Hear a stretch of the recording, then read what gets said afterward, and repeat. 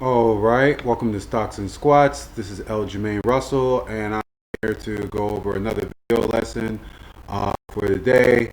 It is July 7th, 2020. If this is your first time seeing any of my content, please like and subscribe to this video. I believe that this video will provide you with just as great knowledge as any of my other videos, and I anticipate this being a lot smaller in size as well, as I will cover two overnight stocks that I've held and one day traded stock that I did today.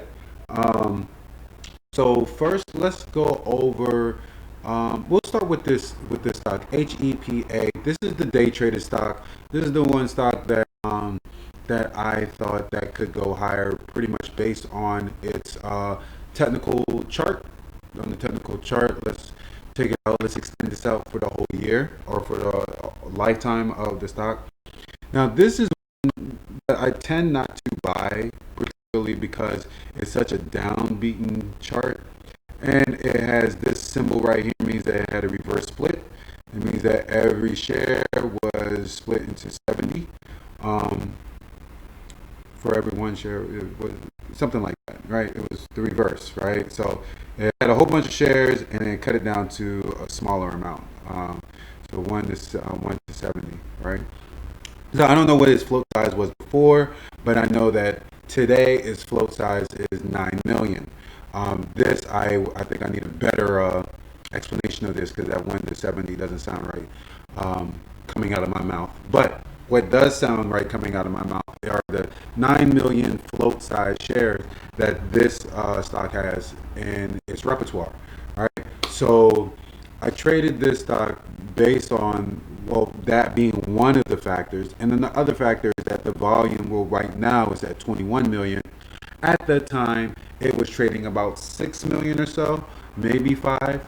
I said, okay, this is a good stock to consider.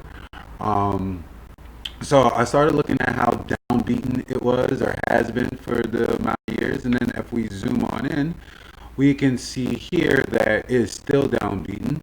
And what typically deters me from trading a stock like this is that, when you have the 200 EMA and such a wide difference with the 50 EMA, that's relatively about $3. I want to say 241 and yeah, and 528. So that's about $2.50.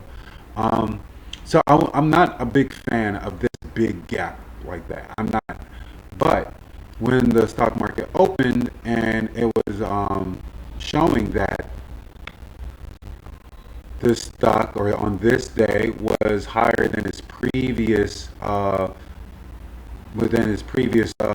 green candlestick, which was around $3.20 or so, that it held that gap, then that's when I became a little bit more curious, and I wanted to see where the last support resistance area was, which was back here, showing it about 320, 315-ish, right around here, right?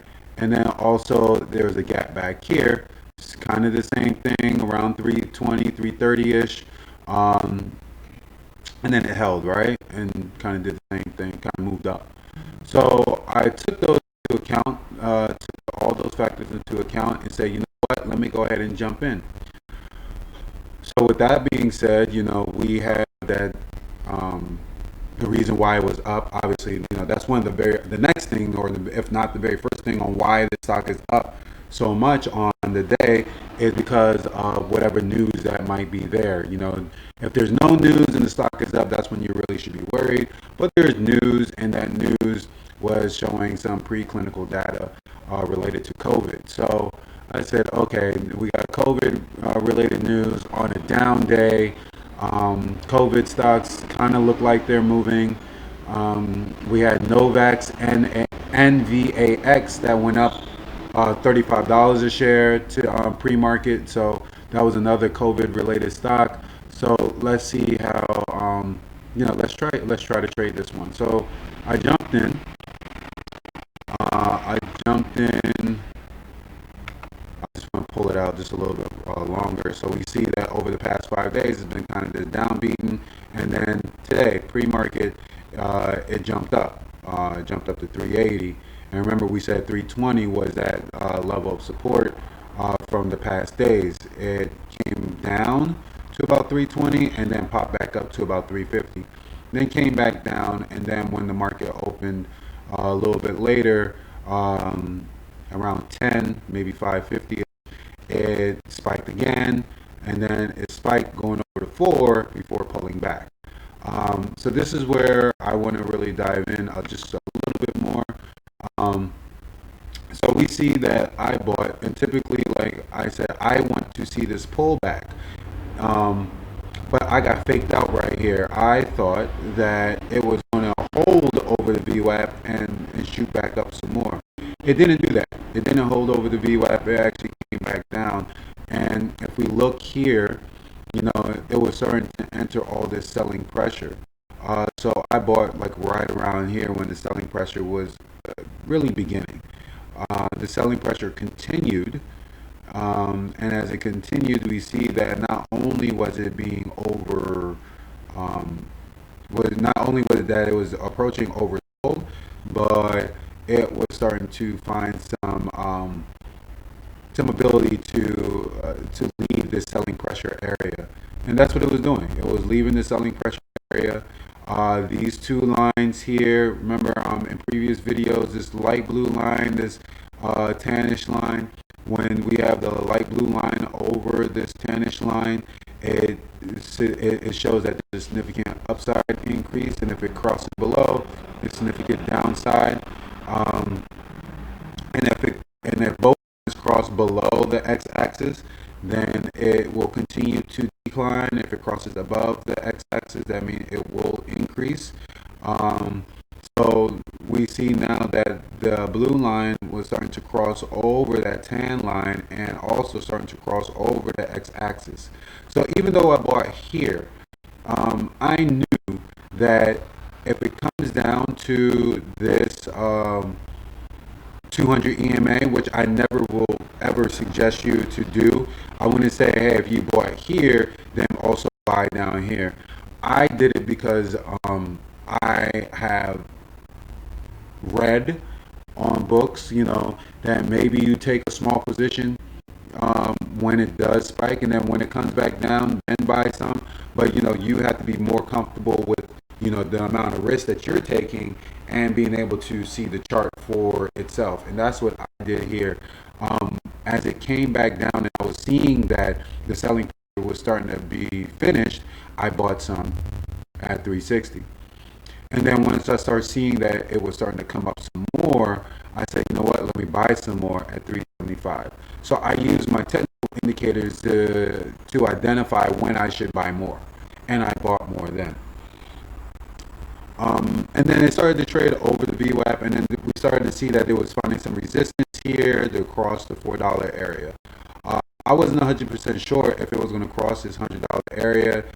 Particularly, you know, we're around here, I was seeing some selling pressure, so I wasn't sure how strong the selling pressure was going to be. And then I started seeing it go into some buying pressure, and that buying pressure actually broke $4 area. So it broke 4 and then bounced off of 4 and then went higher.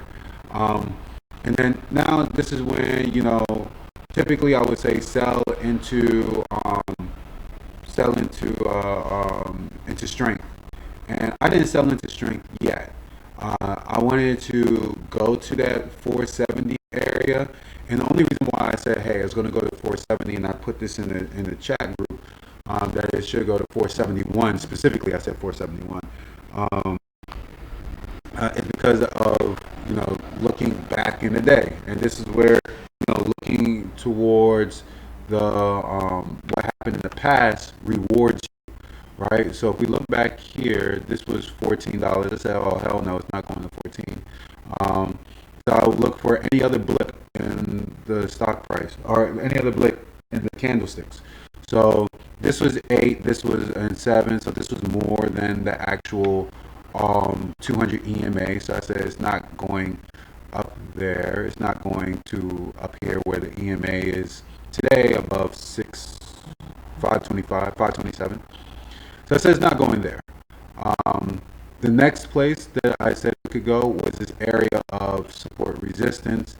Um, this area of support resistance, it says 460-ish, maybe 471, and where I got 471 was right around here. And that's where it went to. I said 471, but it actually went to 476. Um, and then that's where it went to. So I went to this line and this drew a line, and I said, okay, this is that place where, it could actually find some resistance at 470-ish. So that's how I end up coming up with the number of 471. And then as you can tell, the stock, long term, it went down. But if we go back on the actual intraday chart, I sold here because I was starting to see some weakness, right? This is the buying pressure was starting to decrease a little bit, and the blue line was crossing below the tan line. So that was enough of an indicator for me to say, hey, you should get out. Even though it held during this time of selling pressure and went to where I said it was going to go, to the 470s, I still got out, and I'm glad that I did. Yeah, I probably missed on 40 cents a share, but I was able to collect profits and keep it moving.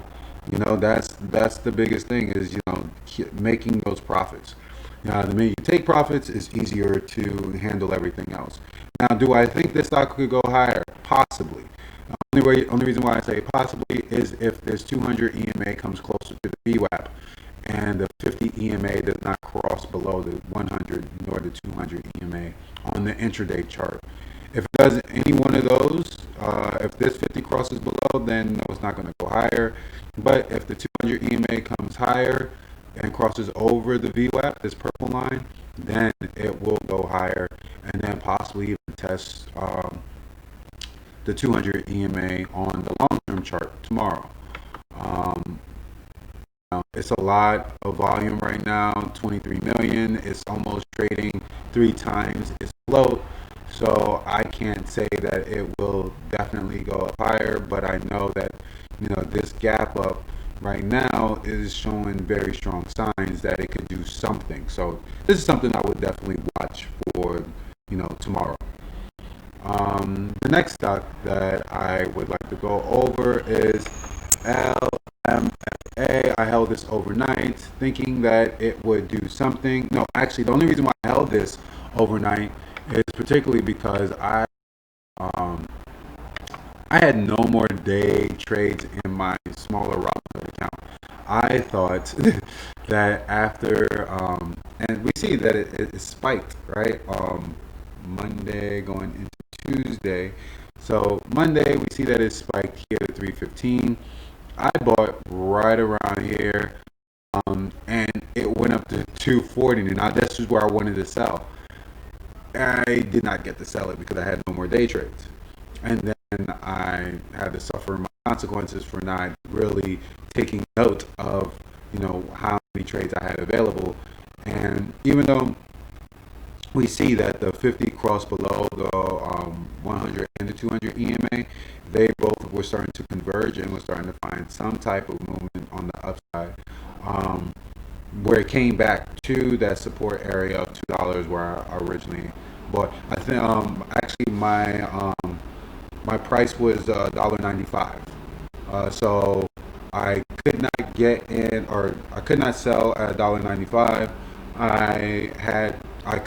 I bought at $1.95. I could not sell during this trading day, and then with Robinhood, I had to wait until 9 a.m. to actually sell this because I saw that the bid and the ask was below the actual closing price, and anytime I see the bid and the ask below the closing price, that normally tells me that the stock is going to be in the red for that day, and I should just leave it alone, which is what I did. I saw that it was there, and I left it alone.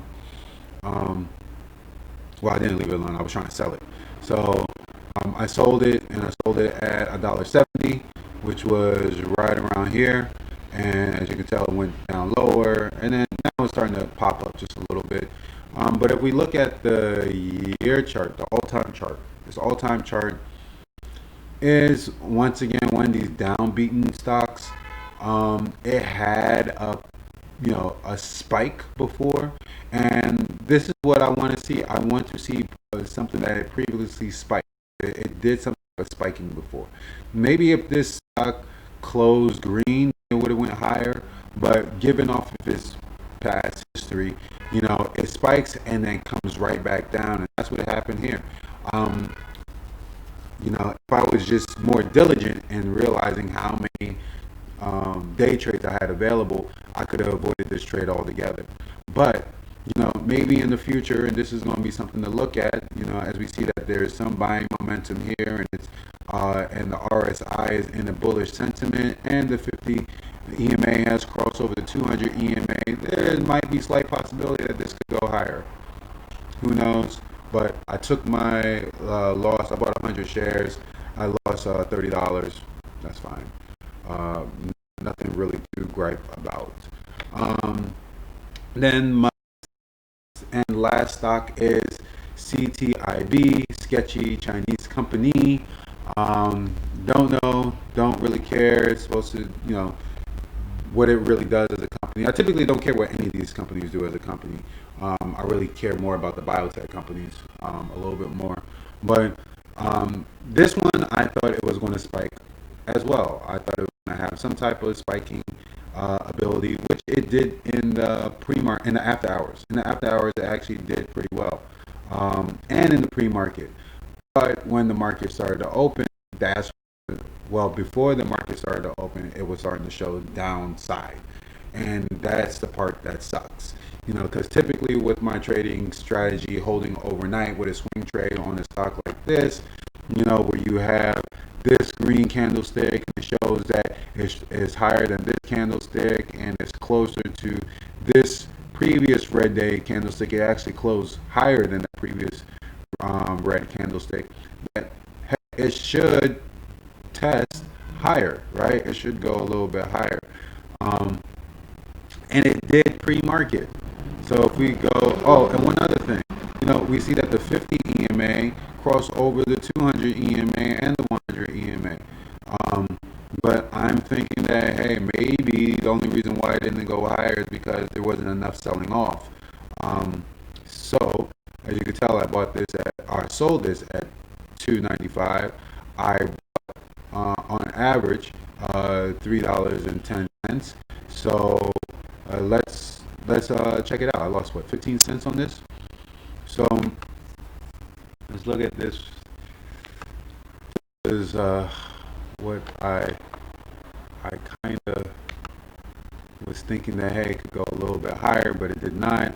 I think I should just sold, into the strength yesterday.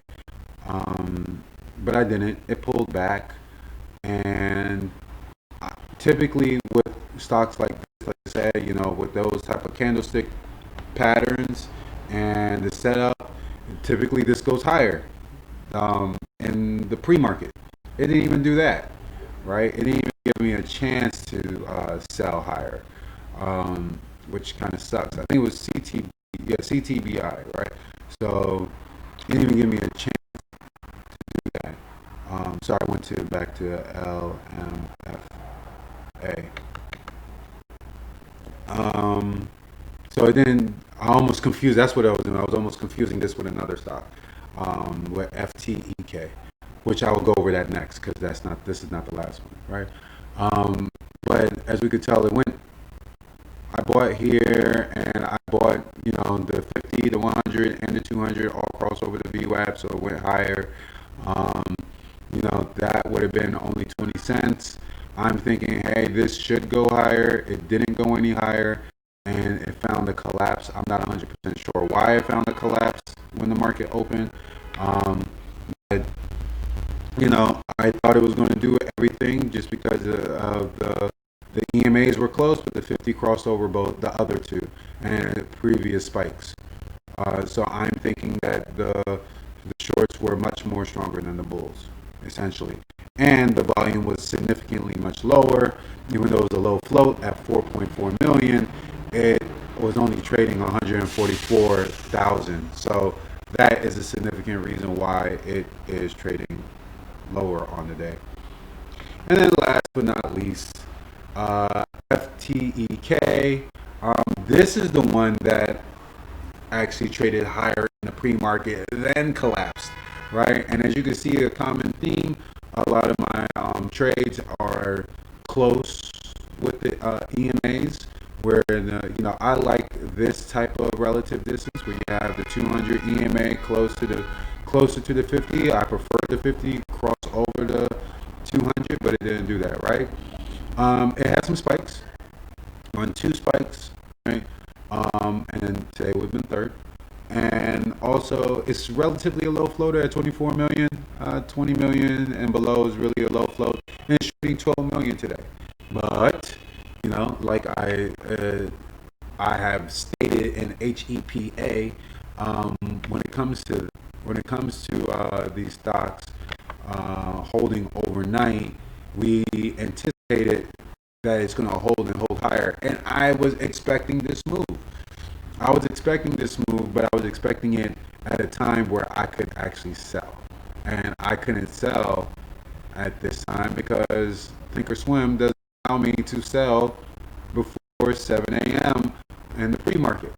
So I had to suffer, sit there and suffer for 7 a.m. to come just for me to sell. Because I could have sold at 160 if I was allowed to at 4 in the morning. I saw this. I actually woke up to see this. Like, oh, okay, it's up. Good. Hopefully it will hold. And then I went back to sleep. And then when I woke up at 6, which is the time I typically like to wake up and be ready for the market and to start my day, I should say, altogether, it was just coming down. And at this point, it was at like 140, right? 6 a.m. It was at 6 a.m. It was at 1:30, I should say.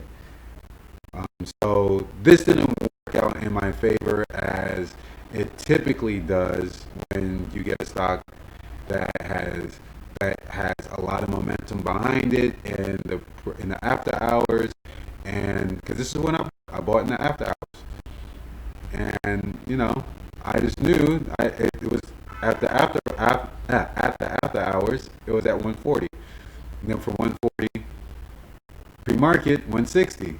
Didn't do it. So, it's a good setup. It was a good setup for a swing trade. It's just that it didn't hold, and it's not 100%. Like these are never 100%. Try to get as close as possible. It's still not overbought, and it still has buying momentum behind it. So who knows? Maybe this could go higher tomorrow. It's still holding above the 106 area. Maybe it closes above 120 today.